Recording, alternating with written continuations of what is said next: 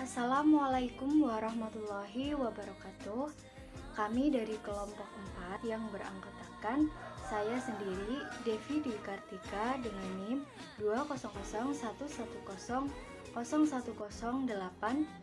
Ada Iin Yulia dengan NIM 20011000102. Pada kesempatan kali ini kami akan mempresentasikan hasil diskusi kami mengenai pendekatan keterampilan proses berbahasa Indonesia. Yang pertama, pendekatan keterampilan berbahasa Indonesia. Pendekatan keterampilan adalah pendekatan pembelajaran yang menekankan pada pembentukan keterampilan memperoleh pengetahuan, kemudian mengkomunikasikan perolehannya. Keterampilan memperoleh pengetahuan dapat dengan menggunakan kemampuan olah pikir atau psikis atau kemampuan olah perbuatan atau fisik. Pendekatan dalam pembelajaran bahasa Indonesia di sekolah dasar dipandang sesuai dengan seperangkat asumsi yang saling berkaitan, yakni pendekatan tujuan, pendekatan komunikatif, dan pendekatan tematik. Menurut Terrigan tahun 2013, keterampilan berbahasa mempunyai 4 komponen, yaitu keterampilan menyimak atau listening skills, keterampilan berbicara atau speaking skills, keterampilan membaca atau reading skill. Yang kedua, 4 komponen keterampilan berbahasa Indonesia. 1. Menyimak.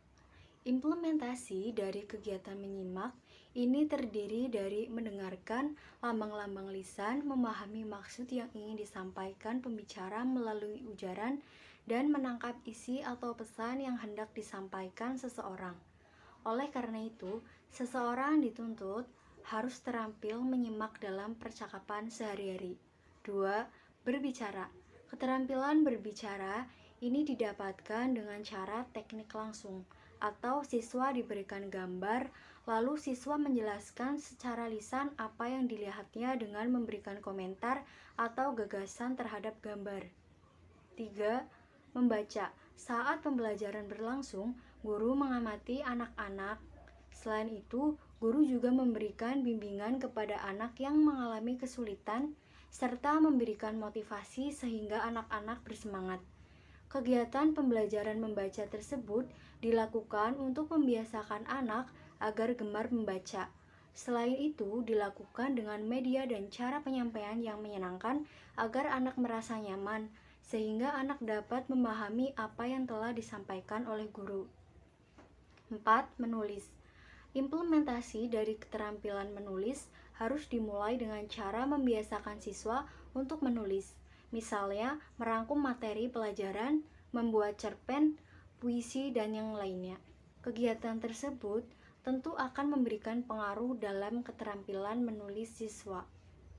Yang ketiga, implementasi keterampilan proses. Menurut Semiawan, merinci alasan yang melandasi perlunya diterapkan pendekatan keterampilan proses dalam kegiatan belajar mengajar sehari-hari. 1.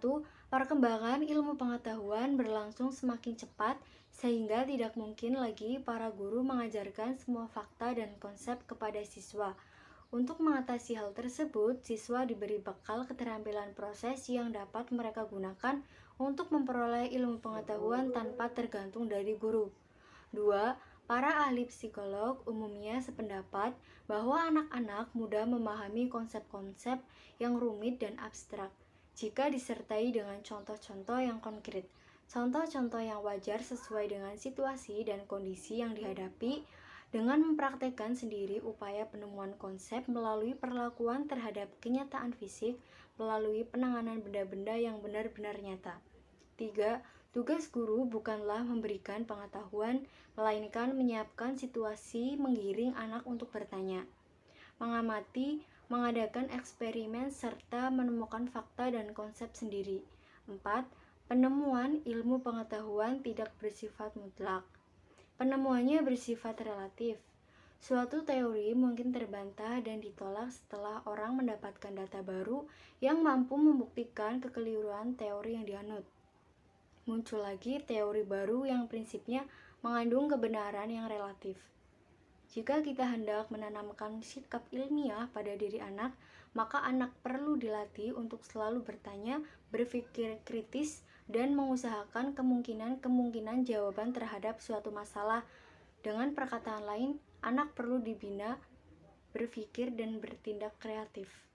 Prinsip pendekatan keterampilan menurut Semiawan 2002 terdapat 10 keterampilan proses, yaitu 1. Kemampuan mengamati merupakan salah satu keterampilan yang sangat penting untuk memperoleh pengetahuan, baik dalam kehidupan sehari-hari maupun dalam pengembangan ilmu pengetahuan. 2. Kemampuan menghitung merupakan salah satu kemampuan yang penting dalam kehidupan sehari-hari. 3. Kemampuan mengukur, di mana seseorang dapat mengetahui sesuatu yang diamatinya dengan mengukur apa yang diamatinya. 4. Kemampuan mengklasifikasi merupakan kemampuan mengelompokkan atau menggolongkan sesuatu yang berupa benda, fakta, informasi, dan gagasan. 5. Kemampuan menemukan merupakan kemampuan penting yang perlu dikuasai oleh siswa. Yang termasuk dalam kemampuan ini adalah fakta, informasi, gagasan, pendapat, ruang, dan waktu. 6. Kemampuan membuat prediksi atau ramalan. Yang dimaksud di sini bukanlah sembarang perkiraan, melainkan perkiraan yang mempunyai dasar atau penalaran. 7. Kemampuan melaksanakan penelitian atau percobaan. Penelitian merupakan kegiatan para ilmuwan di dalam kegiatan ilmiah, kegiatan percobaan. 8. Kemampuan mengumpulkan dan menganalisis data merupakan bagian dari kemampuan melaksanakan penelitian. Siswa perlu menguasai bagaimana cara-cara mengumpulkan data dalam penelitian baik kuantitatif maupun kualitatif.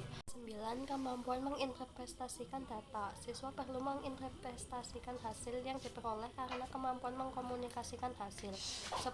Kemampuan mengkomunikasikan. Dalam pembelajaran bahasa Indonesia, misalnya siswa dilatih untuk menyusun laporan hasil pengamatannya, kemudian mempresentasikannya di depan kelas dalam sebuah kegiatan diskusi. Strategi pembelajaran bahasa Indonesia berdasarkan keterampilan proses. Dalam pembelajaran bahasa Indonesia berdasarkan pendekatan keterampilan proses, di dalamnya mencakup dua komponen, yakni 1. Pengorganisasian kelas merupakan serangkaian kegiatan yang dilaksanakan guru dalam mengatur kelas. Kegiatannya meliputi pengelolaan kelas secara fisik maupun non-fisik. Secara fisik, pengelolaan kelas antara lain berupa pengaturan ruang kelas, sementara itu pengorganisasian kelas yang bersifat non-fisik meliputi suasana kelas yang memungkinkan anak merasa aman, gembira, bersemangat, dan bergairah untuk belajar. Yang kedua, metode dan teknik belajar mengajar. Dalam pembelajaran bahasa Indonesia, metode diartikan sebagai sistem perencanaan pembelajaran bahasa Indonesia secara menyeluruh untuk memilih, mengorganisasikan, dan menyajikan materi pelajaran bahasa Indonesia secara teratur. Dalam pembelajaran bahasa Indonesia, teknik ini mengacu pada implementasi perencanaan pembelajaran bahasa Indonesia di depan kelas. Sekian video presentasi dari kelompok kami. Apabila terdapat banyak kekurangan, kami mohon maaf. Wassalamualaikum warahmatullahi wabarakatuh.